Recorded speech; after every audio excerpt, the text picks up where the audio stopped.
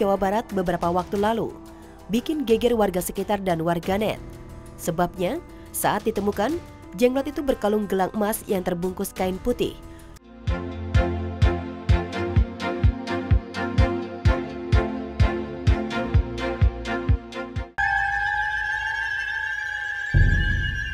Menyingkap misteri jenglot yang dipercaya memiliki aura mistis. Mas murni Mas. Mas lihat ya. Oh, kayak emasan. Mas. Oh. Jaya. Penemuan jenglot membuat geger masyarakat. Oh, ayang nempok tuh warga. Tuh, jalan mamuja yo, tekatakan yo. Penemuan jenglot di Desa Pasarean, Pamijahan, Bogor, Jawa Barat beberapa waktu lalu bikin geger warga sekitar dan warganet. Sebabnya, saat ditemukan, jenglot itu berkalung gelang emas yang terbungkus kain putih dan dikubur bersama seekor ayam hitam di sebuah kebun warga. Dari penemuan jenglot yang dikubur seorang pemuda itu, warga pun menduga tujuannya untuk pesugihan. Kalau dari video yang beredar, itu Nyai meyakini dari auranya itu bukan jenglot asli, tapi replika yang dibuat menyerupai seakan-akan jenglot. Ya, kemudian ada di karungnya itu dikuburkan bareng ayam hitam. Sepertinya ada seseorang yang berniat melakukan satu ritual pemanggil kekayaan. Jenglot berasal dari petapa sakti sehingga bentukannya memang seperti mumi manusia hanya berukuran kecil ya, ada yang berukuran 50 cm, ada yang berukuran 60 cm. Kemudian dia bisa tumbuh kuku tangan dan kakinya. Serem lah. Jenglot mumi kerdil yang dianggap memiliki kekuatan mistis. Sebagian kalangan masyarakat di berbagai daerah di Nusantara masih ada yang mempercayai jenglot memiliki aura mistis sangat kuat. Ada yang mengatakan jenglot merupakan jasad makhluk hidup dan bisa dijadikan jimat. Ada pula yang berpendapat jenglot merupakan siluman atau jelmaan makhluk astral yang mengkonsumsi darah serta dapat ditugasi mengantar hal magis seperti guna-guna dan teluh. Dan jenglot ini kalau tidak hati-hati bagi yang memelihara itu memiliki aura yang luar biasa negatif. Kenapa bisa negatif? Karena petapa ini, orang-orang sakti ini ingin menjadikan dirinya hidup abadi, tidak menuju kematian. Dia menggadaikan jiwanya kepada setan. Jangan dipercaya 100%, itu punya kekuatan, itu punya nilai lebih dan sebagainya tanpa izin dari Allah Subhanahu wa taala. Karena akan menjerumus ke hal-hal yang tidak kita inginkan. Menjadi musyrik, menjadi menyekutukan Allah ya. Ada sebagian masyarakat yang percaya dengan azimat, dengan jimat, dengan isim, dengan wafak atau wifik, atau benda ini mempunyai kekuatan ini dan sebagainya. Ya silakan aja boleh. Namun tadi jangan menyampingkan Allah Taala. Jenglot cuma boneka buatan manusia? Belakangan generasi milenial ada yang mengatakan jenglot buatan manusia dan digunakan oleh dukun palsu untuk melakukan praktek menipu pasiennya. Jenglot yang memiliki bentuk seperti mumi kerdil, berkulit gelap, berwajah seperti tengkorak, memiliki taring serta berambut dan berkuku panjang, dianggap sebenarnya tidak memiliki kekuatan magis. Bahkan diantaranya ada yang membuktikan bahwa jenglot merupakan boneka. Jadi jenglot adalah karya seni. Yes, kenapa karya seni? Karena ini sebenarnya hewan atau binatang. Jenglot yang setengahnya mirip manusia, setengahnya ular, itu ditempel jadinya teman-teman, antara kelelawar dan ular. Apakah isi dari jenglot ini?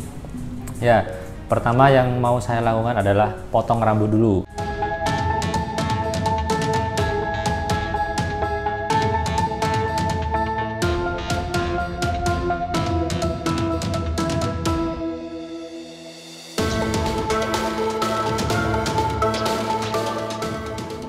Jadi jenglot ini ternyata isinya adalah busa dan ternyata di dalam badannya itu ada baterainya dan di sini ada kabelnya juga.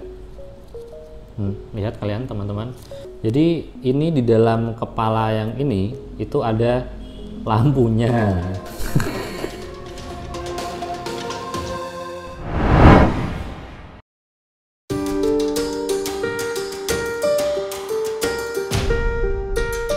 Misteri Komplek Makam Pangeran Jayakarta. Keramatnya makam Pangeran Jayakarta, pohon kiara raksasa pun enggan mengotorinya.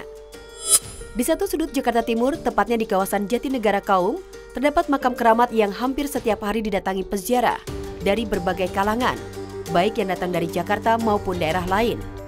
Makam keramat itu adalah makam Ahmad Jaketra atau Pangeran Jayakarta, pejuang asal Kesultanan Banten yang menyebarkan agama Islam dan bertempur melawan penjajah Belanda di tanah Batavia.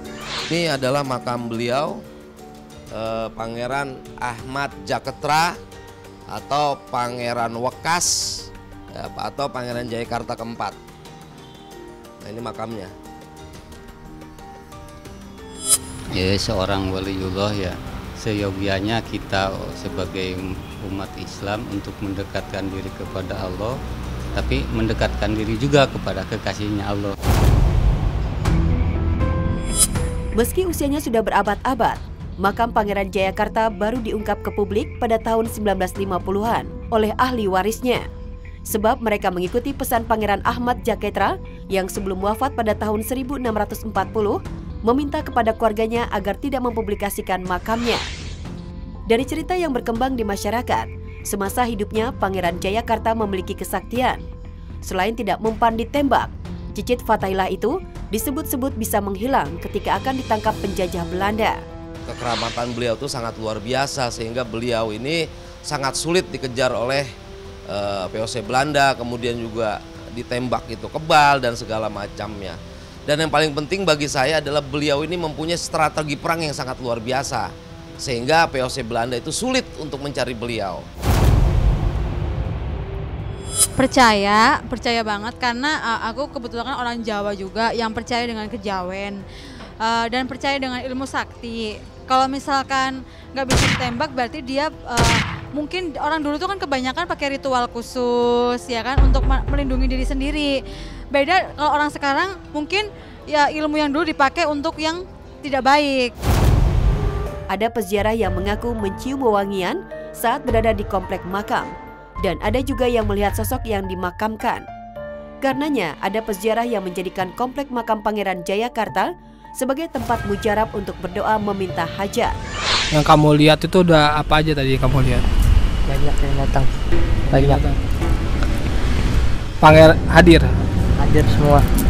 Putranya, pangeran, gurunya datang semua. Kita berziarah ke makam beliau ini untuk mendoakan kepada Pangeran Jayakarta dan keluarganya bahwa beliau telah mendakwahkan agama Islam di Jayakarta ini, di Batavia, sehingga agama Islam ini sangat luar biasa. Banyak tempat soalnya yang kayak udah kuno-kuno gitu pasti ada penunggunya, makanya kita aku selalu diajarin kalau misalnya ke tempat-tempat baru kita misalnya kalau menurut kepercayaan masing-masing ya, kalau kalian bisa bilang assalamualaikum atau permisi gitu, jadi lebih sopan juga. Tak hanya berziarah ke makam, saat mengunjungi komplek pemakaman Pangeran Jayakarta, peziarah juga menyambangi Masjid Jami As-Salafiyah. Masjid tersebut merupakan bangunan peninggalan Pangeran Jayakarta. Meski sudah beberapa kali direnovasi, namun masih ada bagian masjid yang asli sejak didirikan Pangeran Jayakarta pada tahun 1620. Nah, ini adalah masjid yang dibangun oleh Pangeran Ahmad Jayakarta pada tahun 1620 Masehi. Nah, ini adalah tiang-tiangnya nih. Ini kita pengurus masjid mempertahankan aslinya. Sementara itu antara Masjid Salafiyah dan makam keramat Pangeran Jayakarta terdapat pohon kiara yang besar dan rindang yang diperkirakan berumur ratusan tahun.